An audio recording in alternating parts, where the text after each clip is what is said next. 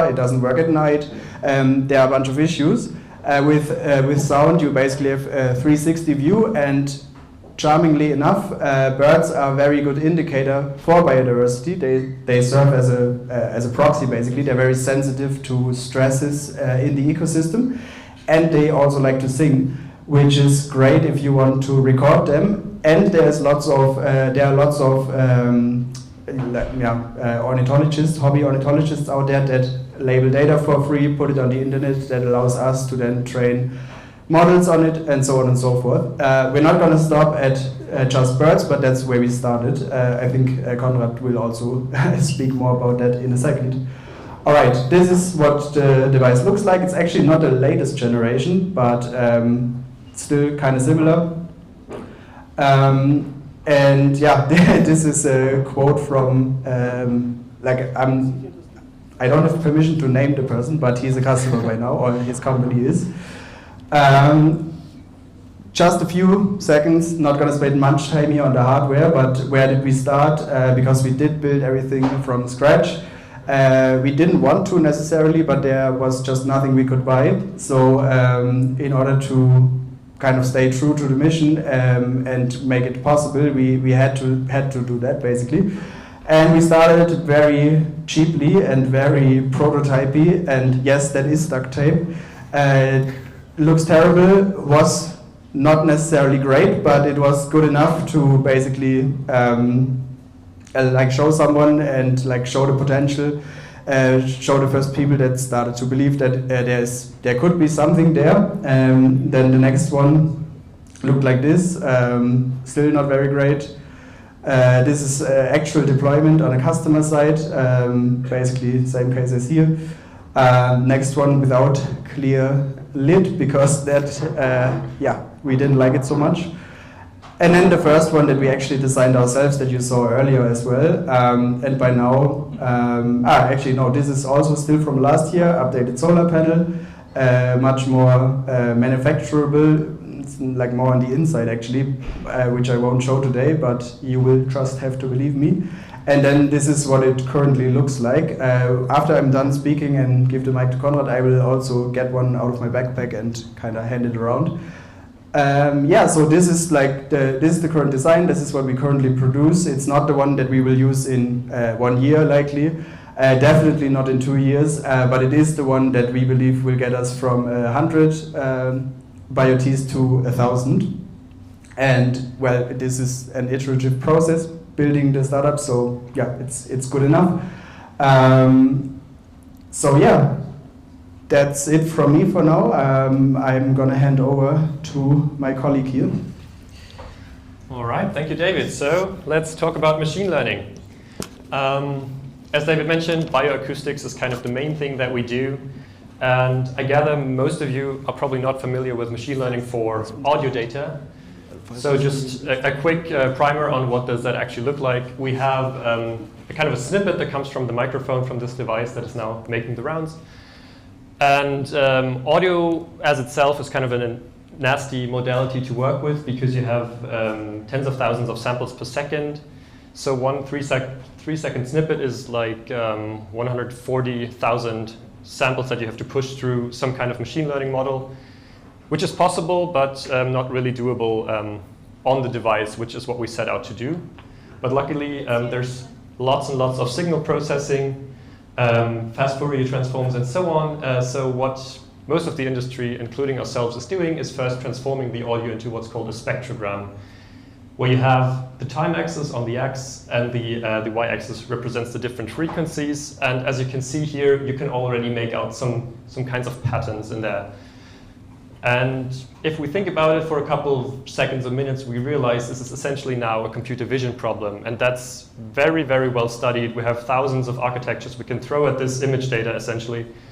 And that's what we're doing. So we're throwing an image classifier on this, a convolutional neural network in our case. And that then gives us, for the individual bird species that we care about, prediction confidences that this bird is present or absent in this 3-second snippet. As I mentioned earlier, we need to run the AI on the device for a number of reasons. One, it's just not possible to stream 24/7 audio to the cloud from hundreds of thousands or later on tens of thousands of devices. It's just too costly. Also, there's a number of privacy considerations that we don't want to like really deal with having possibly human speech from people who didn't consent in the cloud and so on. So we are committed to processing the audio on the device and only streaming the actual detections. So we're in a very tight design space. In these edge devices, microcontroller units, you have RAM that's measured in megabytes, not in gigabytes.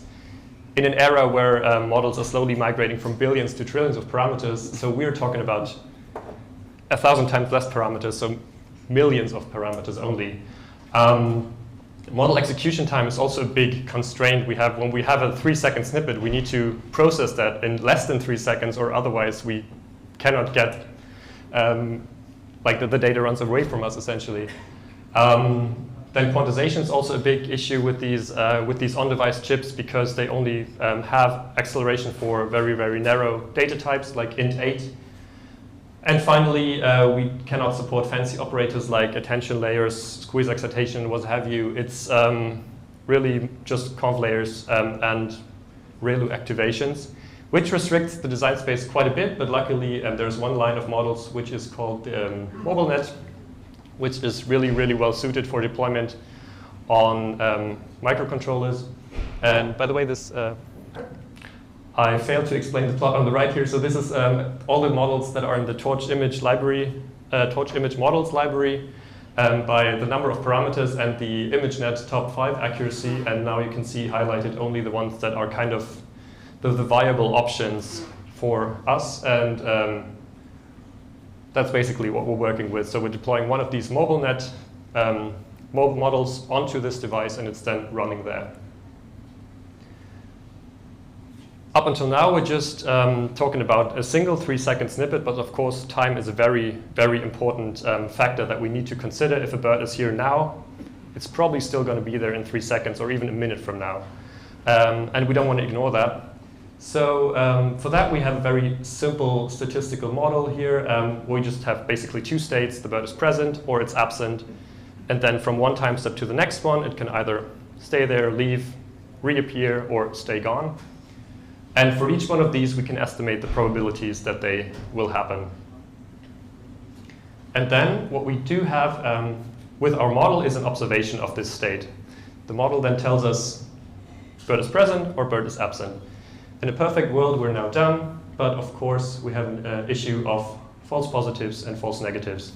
So even though the bird might be present, the model might not pick up that it's present, or the other way around. It might say the bird is here when it actually isn't. And it turns out this is a very well-studied statistical model, which is called hidden Markov model. I'm a mathematician by training, so please excuse my compulsive putting of weird symbols on the slide. And this is the only formulas, no worries. But the good thing about this model is we have simple closed-form inference. This can be done very efficiently. And we can actually learn all these parameters from the data and still benefit from incorporating time into our model. So what does this look like in practice? This is actual prediction data from last week from one of our sites, where we see on the bottom, it's essentially 1 day of recordings, and then sometimes we pick up the bird in question, and sometimes, or rather most of the time, the model says the bird is not present here. And you can see kind of patterns where we think that the bird probably, it doesn't appear for 3 seconds and leaves again and then reappears, right? So we do run this hidden Markov model here on top of this data, and the raw output of that, if we do just a smoothing step, it doesn't really help us much, but it's very interesting if you're a statistician. But what actually really is what we care about is kind of the most likely explanation, the most likely sequence of states, and we can also recover that from the model, and suddenly we have a very clean signal of when the bird was most likely there or it wasn't, which is what we then end up using as our kind of final prediction here. All right, so I would like to run you through our kind of our full pipeline, starting from the raw audio until the final data that is displayed to the customer, because as I said, Much of it is run on the device, but of course we also have a cloud database where the data is then aggregated and stored and finally displayed to the customer. So we start with the raw audio input and then have this Edge AI model that I just talked about, which actually has two tasks. First of all, it tells us which birds are there. And then, as I mentioned earlier, we have this privacy concern. We have a very high recall human voice detector. So whenever this model has even the slightest indication of there might be a human in this audio, we discard the audio immediately, not to get in trouble. So we have on the device this local detection database, and we either store the audio when there's no human in there, or we discard it if the audio could get us in trouble. And that's everything that runs on the device. And then every so often, I think every hour or two, the device will then sync its local detection database to our cloud database, where then we have another layer of validation. So we can, first of all, see, is this plausible at this location and also at this time of year? Like we have migratory birds who are just here in summer or winter, and they don't make any sense to be there in the other respective season.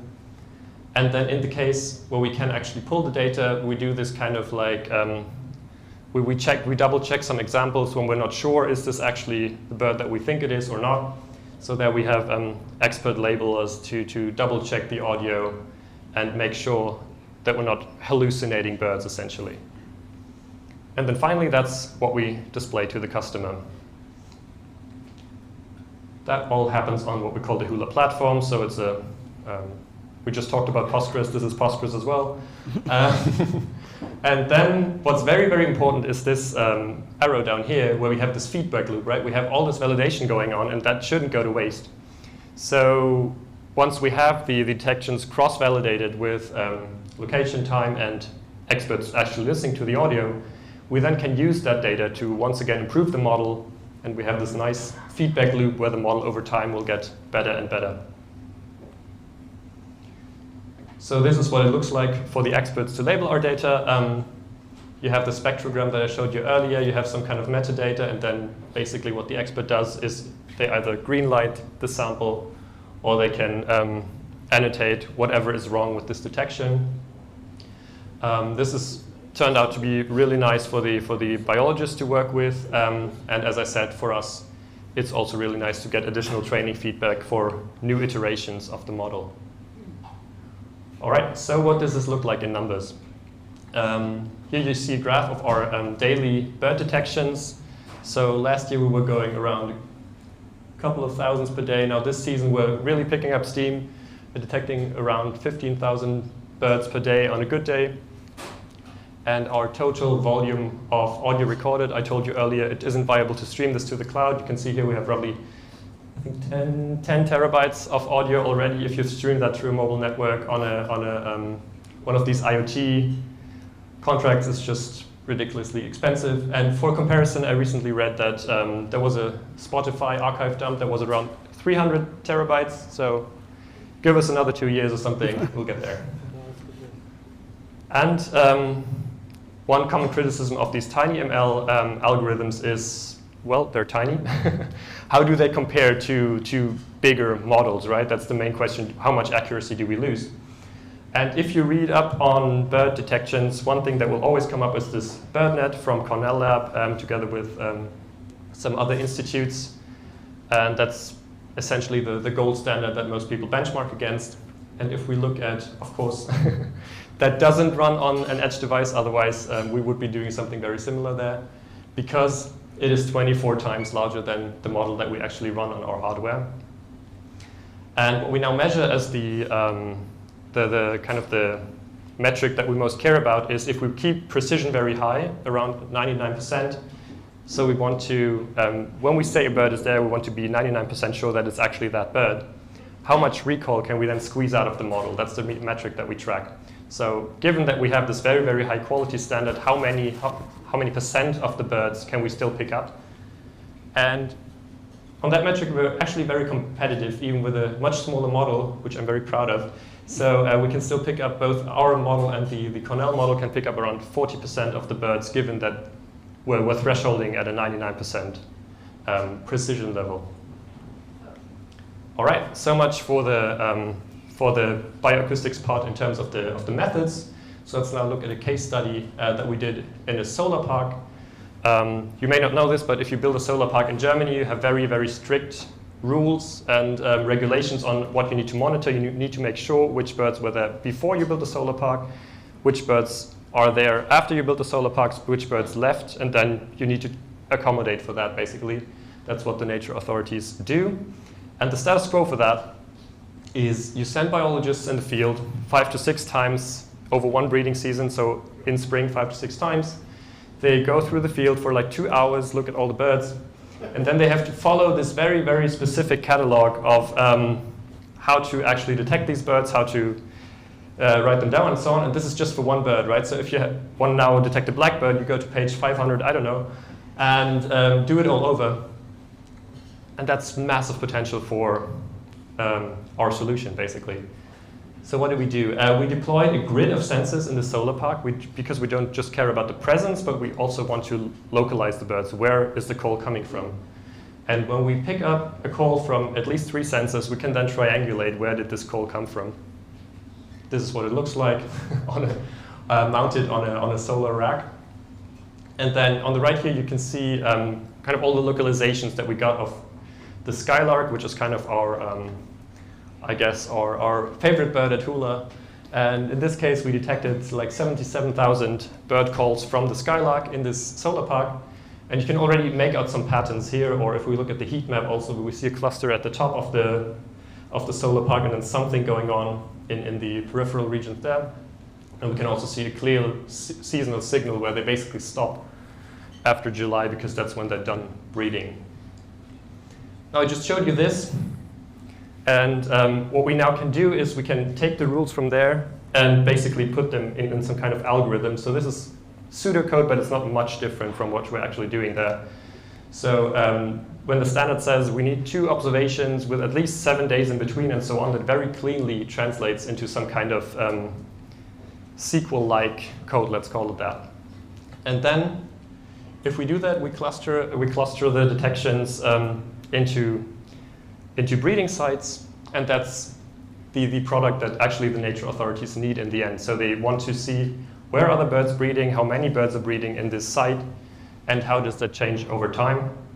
Now for the skylark, it's a special case because they breed 2 times in one season, so we have first and second brood. But essentially, this is kind of the abstraction level that then the customer finally requires to report to their authorities. And just another example, of course, we cannot only do this with skylarks, but with other birds. For example, here the yellowhammer, Goldammer in German, likes to breed around the trees here in the bottom. And it's very, very exciting, even if you're not a biologist, to see how these birds are kind of making their habitats within such a tiny ecosystem. All right, we also promised you remote sensing, so let's talk about remote sensing. Actually, we offer remote sensing insights for all our customers, but the most spectacular images are not solar parks, on-satellite images, but a bit bigger scale. So I'm going to show you something from our recent project we did with a company that does conservation in the Amazon rainforest.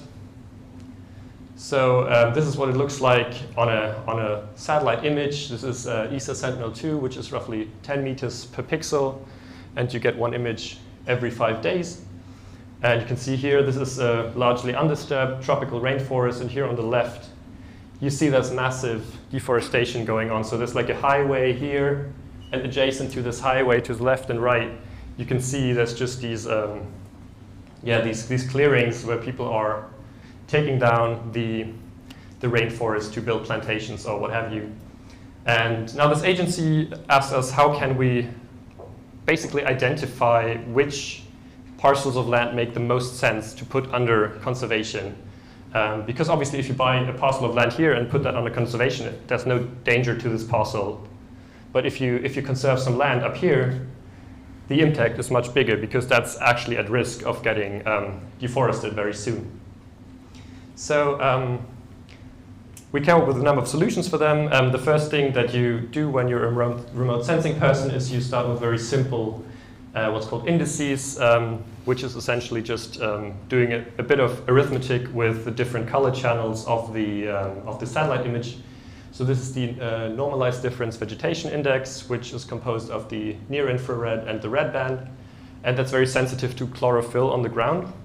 And we can already see that the healthy forest is a much darker shade of green in this plot than the plantations, or even the river, for example, has a very negative because, well, there's no chlorophyll in the river. And this is no machine learning yet. This is a very simple solution, but it's also very helpful for the customers in many cases. Now we go to a very shallow neural network. So if you're a computer vision person, you probably heard about segmentation models like UNet or some of the other ones. It turns out in remote sensing, you don't really need all these huge foundation models. Very, very small models also get you most of the way here. And this, again, is just a transformation where we have, I think, around 10 classes, so like water, forest, low vegetation, and so on. And that, again, just is one layer on top where we actually have distinct classes and not continuous targets. Then one thing that's, again, important for reporting, because customers always care about reporting, is the forest connectivity, which is actually a metric proposed by the European Joint Research Center, which is just basically an aggregation of this forest map I showed you earlier. So you look at the surrounding region and just check how much of it is forest, and the more forest you have nearby, the higher the score is going to be. And now, where it really gets interesting, if we don't just have one snapshot, but multiple snapshots over time. So if we have a forest map of 2024 and one of 2025, we can then check the differences and mark in red where the forest disappeared, and in green, I don't see any, but it should be there. If it were there, the regions where you have new forest, and then we can already see where there's active deforestation going on. And going one step further, we can train a predictive time series model to identify which regions are most at risk for being deforested in the next 3 or 5 years. And as I told you earlier, if we're looking down here, the risk is basically 0. But if we're looking close to this highway or these already deforested areas, the risk is going to be much higher. And finally, for tracking the health of existing forest, of undisturbed forest, one important metric is the above ground biomass, which is measured by LiDAR from space, which is ridiculous tech, but it works.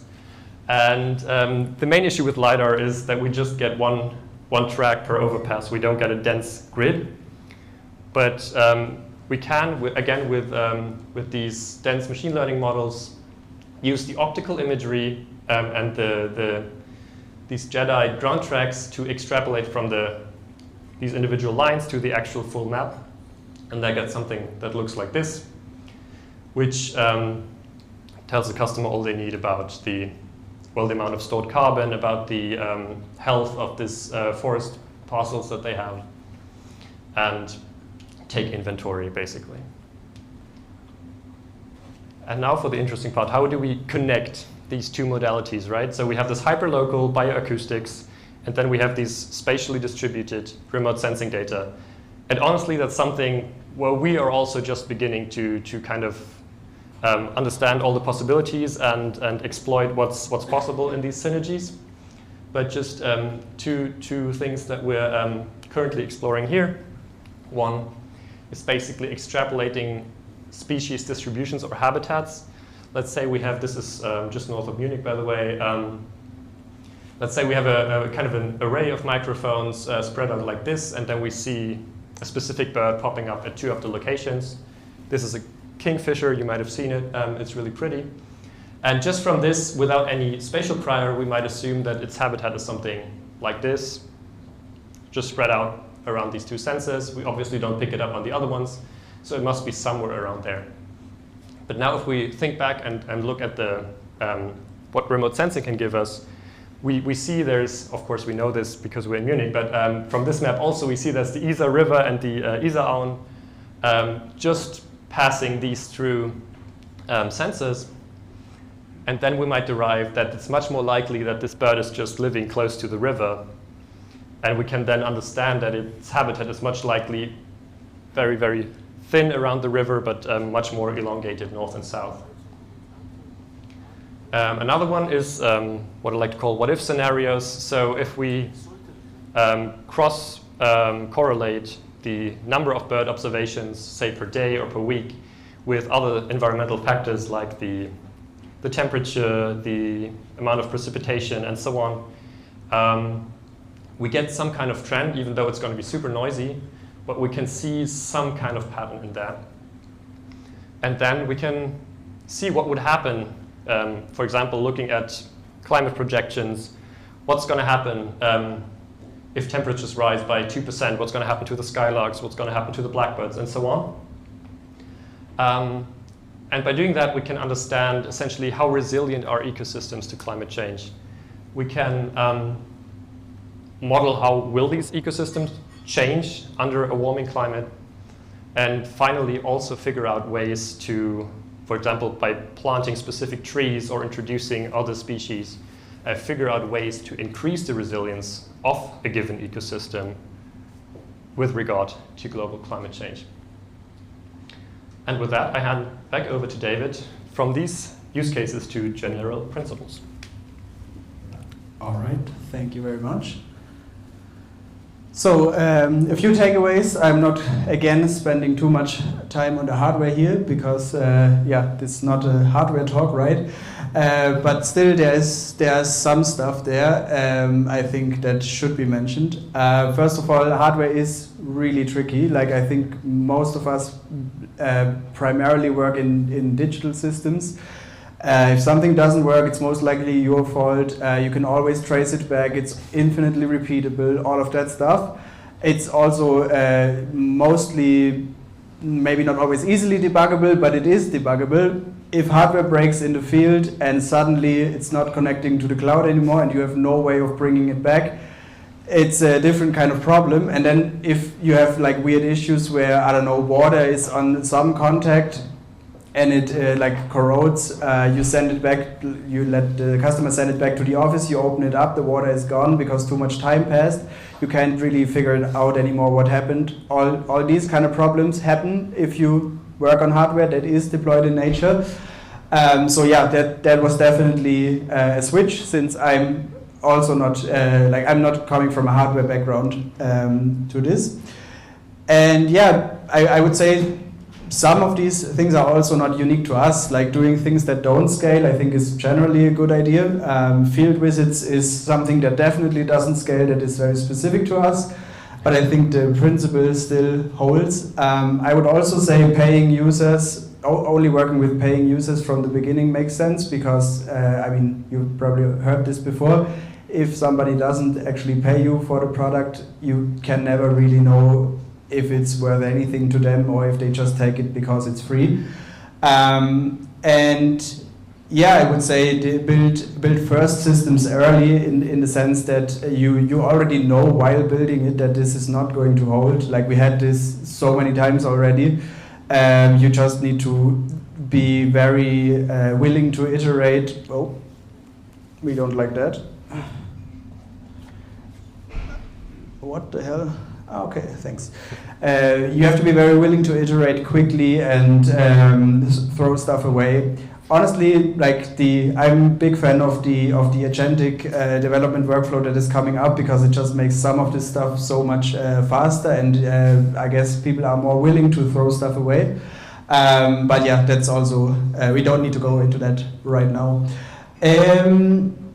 Yeah, then a bird call is not yet a biodiversity insight.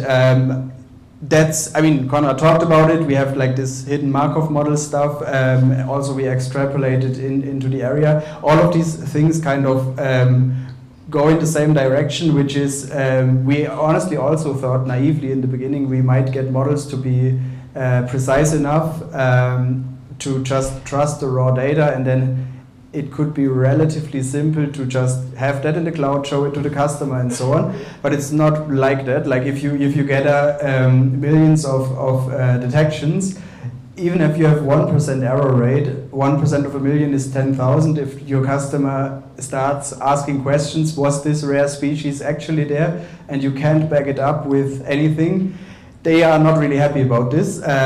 So yeah, having systems around that, like having experts in the loop and all of that stuff is extremely important. So I mean, I guess the last sentence here captures it. The pipeline or the system around it matters as much as the model itself. And then, yeah, in like for the remote sensing stuff, always starting with simple interpretable examples, like Conrad already explained, makes sense simply because it is quick. You already get a lot of learnings, and you do have a baseline to compare to, and then like the actual value comes from combining layers. We are now shooting for combining these remotely sensed layers with the in situ data as well. But even if you don't do that, if you just work with satellite data, I think this still holds. So yeah, I would say the remote sensing scales the where, in situ sensing grounds the what is a good way of capturing it.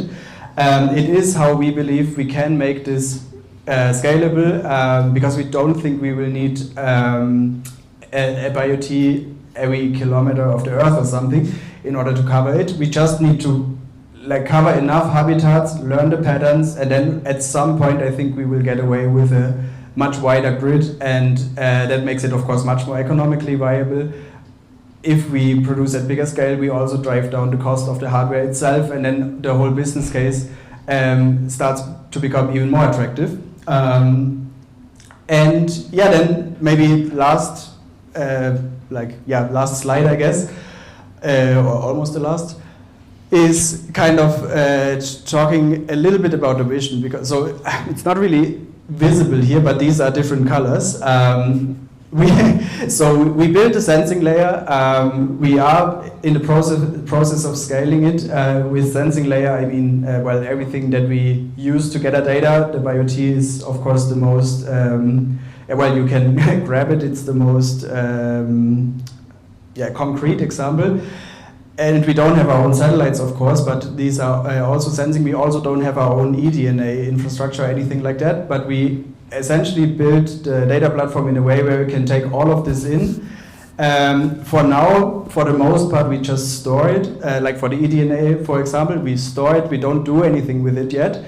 But why do we even store it? The reason we do that is because we believe that it's, if we continue on the path we are on, we will have all the data and all the foundation basically that is needed in order to build a much better reasoning layer. Right now, there are, like if you look up a foundation model for Earth observations, something like that, you will find stuff, but it's not really a well-explored space. They often work with just satellite data, for example. And building a foundational model for life on Earth, basically, on a large scale, is what we eventually want to do. Will take a few years, I assume, but that's the goal. And then the action layer is, of course, what we do with that, with the learnings. Essentially, we want to like influence the world we measure as well into a hopefully positive direction. And yeah, there is a whole component to this that we didn't really speak about today, which is just all the science that has been done over the last 50 years. We are currently in the process of building up the tooling and indices around that, which actually ties well into the last talk, because we use very similar techniques that were discussed there. And the plan is to like use our data plus the scientific data and actually come up with concrete measures that our customers can take to drive certain outcomes. And that, of course, then ties back into like improving the ecosystem, and will hopefully well, that should close the circle, because we will sense that as well, and have like a flywheel at some point. This is the very long arc. This is like we're nowhere close of being finished there, of course. But yeah, that's what we are building towards. That's actually it. Thank you very much. I hope you enjoyed it, and yeah, I'll hand over the mic. Thank you very much.